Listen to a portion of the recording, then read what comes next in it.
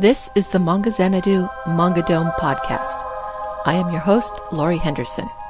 Join me on this journey into the world of manga, where a river of reviews flow through caverns of commentary down into the latest news. Welcome to the Manga Dome.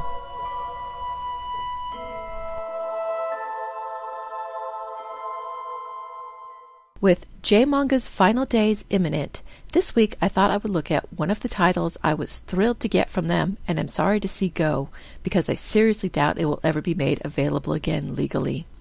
And it seems rather apropos that it is also a disaster title. Japan Sinks. I'm a big fan of disaster movies. Ever since Independence Day, I've loved watching movies where well-known monuments get blown up and Mother Nature basically tells us where to go. So when Jmanga licensed Japan Sinks, I was right there grabbing the volumes. Japan Sinks is based on a novel written by Sakyo Komatsu and published in 1973. It became an instant bestseller in Japan and won the Mystery Writers of Japan Award, as well as the Seiun Award for Best Novel in 1974. The story has been made into a movie twice, once in 1973 and again in 2006, a TV show in 1975, and was even parodied in a movie called Everything Other Than Japan Sinks. There have been a few manga adaptations, but this series seems to be the closest adaptation to the book. It was illustrated by Takao Saito, who is best known to U.S. readers for his long-running series Golgo 13. The series is 4 volumes long and rated for teens. It was published digitally in the U.S. by Jmanga and originally published by Lead Publishing Company Limited in Japan in 2006, probably in conjunction with the movie remake. Japan Sinks starts as you would expect a disaster title to start, with a volcanic explosion. The Amagi volcano in the Izu Peninsula erupts because of a small offshore earthquake. It's during this eruption that the protagonist of the series is introduced. Onodera is a submarine pilot, and shortly after the eruption, he is sent on a job to take several scientists in the deep-sea sub Wadazumi after an island mysteriously disappears under the sea. Among the scientists is Professor Yukinaga and Professor Tadoro, experts in oceanography and volcanoes. While investigating the sunken island that seemingly went down without a sound, they find some strange phenomena in the Japan Trench. Tadoro has a theory, but he won't tell anyone until he has more evidence. But the signs of disaster are growing. Animal migration patterns have changed. The fish are disappearing from the seas, and birds such as swallows are not returning to their usual nesting places. More volcanoes begin to erupt along the Fuji volcanic range, and stronger earthquakes begin to hit Japan more frequently. The evidence can no longer be denied. Japan is in danger of disappearing from the face of the earth. Japan Sinks is a sci-fi thriller. It takes the idea of tectonic plate theory and Japan's unique position where 3 plates come together to come to its plausibly sounding but extreme notion that the Japan archipelago could sink. Komatsu spent 9 years researching for this book, and Saito doesn't let any of the technical details go to waste. The scientists have discussions about oceanography as well as plate tectonics, and later even some quantum physics is thrown in.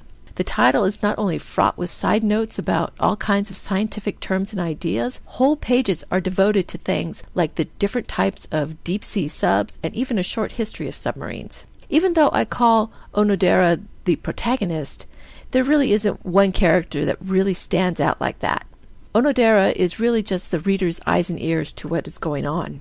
The series is really about the scientists and how they work out the puzzle of what is going on beneath Japan and what it means for the future of their country. There is a lot of emphasis put on making sure there is hard evidence for their theories before making any claims. Tadoro spends most of the first volume trying to collect as much evidence as he can to support what he believes is happening. Once he gets a mysterious supporter and the Plan D committee is formed, the circle expands to include Onodera, Yukinaga, and Nakata, a computer expert. They become the core of the scientific team to investigate the phenomena. The focus on the scientists and their work reminded me a lot of the movie The Andromeda Strain, which was also based on a book written by Michael Crichton. The drama is built up as the scientists try to figure out what is going on and how they cope with the reality as the truth is slowly revealed. Onodera is very much a down-to-earth working man. He doesn't care about fame or wealth. He is good at his job and he loves doing it. He looks very much like Duke Togo from Golgo 13 in a salaryman's outfit with short-sleeved button-down shirt and tie. It's his down-to-earthness that makes him a part of the team. It also makes him the most relatable. The scientists spend their time concentrating on the data. Onodera is really worried about the people. He is sworn to secrecy, but in his mind he is screaming for people to leave the islands. He wants to warn his family and friends, but is stuck only being able to encourage them to leave or apologize for not being able to say anything. Onodera is also the only one with any kind of romantic subplot. It is very minor and involves Onodera realizing his feelings for his former boss's daughter, Reiko. Needless to say, things don't end well for them. Todoro is the closest to a second protagonist.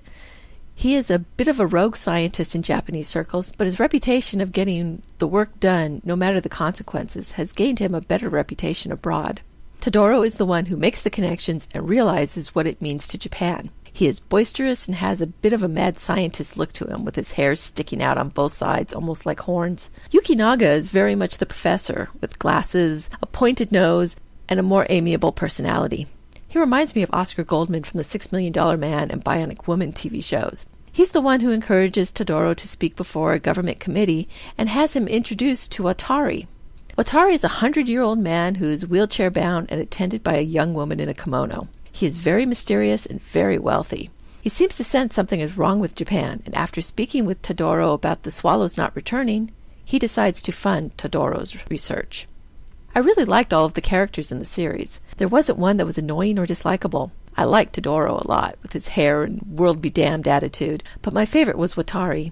Without seeing the evidence, and after just one conversation with Todoro, he is ready to use all of his resources to help him.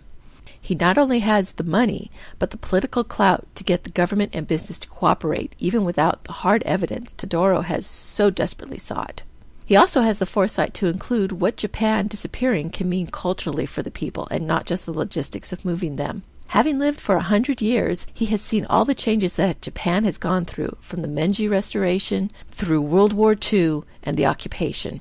He is shown to be very in tune with the islands, making him just as much a force to be reckoned with as the antagonist of the series, nature. There was no need for any other villain. Mother Nature is more destructive on her own. Throughout the series, the scenes with our protagonists are peppered with scenes of destruction as earthquakes, volcanic eruptions, and tsunamis hit Japan again and again. These scenes aren't gory, but no one is spared, as men, women, and children are caught under rubble and swept away in giant waves, the terror playing on their faces. I also liked how the politics of the situation was handled. At first, the government was just concerned with how all the disasters would affect the budget and the economy. But as the reality of the situation came to light, the government's response seems highly idealistic, especially when compared to the political scene today. The government does keep the news a secret as the data is gathered, but thanks mostly to Watari's intervention, the warnings from Todoro and his group are taken seriously, and plans are made to secure cruise ships and planes to transport the population of Japan elsewhere. Diplomats are sent to heads of state in Europe, Africa, North and South America, as well as Australia, to try and secure places for the refugees. The politicians we see, the Prime Minister and his cabinet mostly, do seem concerned for their people, which the cynic in me sees as unrealistic. The Prime Minister is not only concerned with getting the people out safely, he wants them to do so with more than just their clothes on their back. The opposition party, which didn't know what was going on, berates the Prime Minister for keeping them in the dark privately, but still agrees to help. I would seriously question if the same would happen here with our two parties. We would come together when the threat is outside, but not so much when it comes from within. The reaction internationally is also interesting. The Japanese leaders know they don't have the international clout to push for territory, and even lament the fact that their closest neighbors in Asia, China, Korea, and Malaysia, will be the least likely to offer any assistance because of the way they were treated in World War II. As people get desperate, they try to use fishing boats to reach Korea, willing to risk being sent back or imprisoned as spies. This really speaks volumes about the way Japan was perceived by its neighbors. Besides going to individual countries, the Japanese government reaches out to the UN for help, which shows to be just as effective then as it is now. What I really found interesting was the countries that were portrayed to be sympathetic to Japan's plight. The U.S., Soviet Union, and China are shown to be more concerned about how the balance of power will change when Japan is gone. Other countries, such as Australia and Canada, are concerned with migration issues and the effects refugee camps will have on them economically. The countries that seemed to be truly sympathetic were the African nations. While the third world nations would most benefit from Japanese skilled labor, they are also the ones who truly see what is being lost. After several non-African delegates go to watch a live feed of Japan's destruction, 2 African delegates stay with the Japanese delegate, feeling his pain at not only losing his homeland, but that it is being televised for the whole world. It was an emotional moment that really stuck with me. The art really helps to sell the plausibility of the story.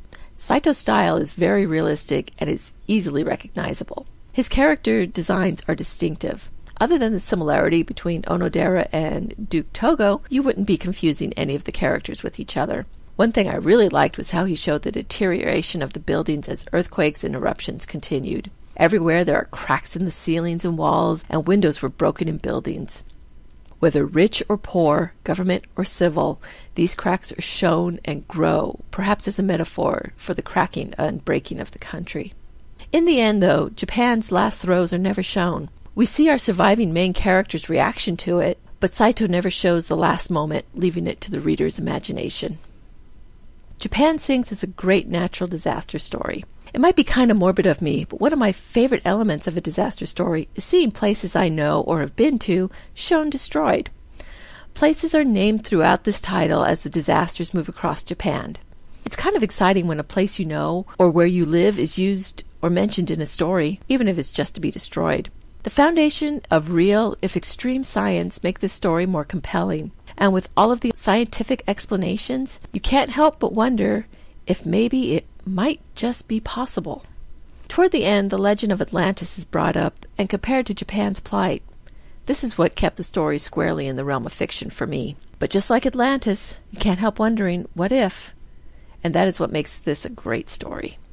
I wish this title could have made it to print, but I'm sure a lot of manga fans would have just passed it up. It doesn't have the action and romance readers are looking for, and it's very wordy. But I am very glad Jmanga made it available. I loved it. It was worth every minute. I give this title a 4.5 out of 5 stars. Thank you for listening to the Manga Xanadu Manga Dome podcast. You can find links to the stories and books discussed here in the show notes at manga.jdragononline.com. You can email me with any questions at xanadu@jdragononline.com or leave a comment on this post. Rate me on YouTube and follow me on Twitter at Manga Xanadu, all one word. Until next time, farewell from the Manga Dome.